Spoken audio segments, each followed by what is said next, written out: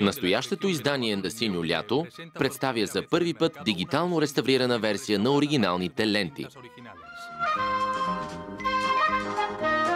Процесът на реставрация е реализиран с помощта на най-новите технологии и позволява да бъдат елиминирани всички несъвършенства на лентите, натрупани с времето, които се виждат на екрана. Качеството на образа се доближава изключително до оригиналното.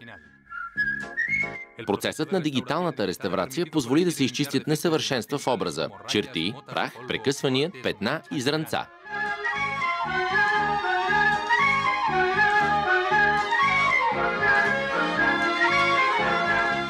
Също така е извършена корекция на цветовете и е премахнато трептенето на образа.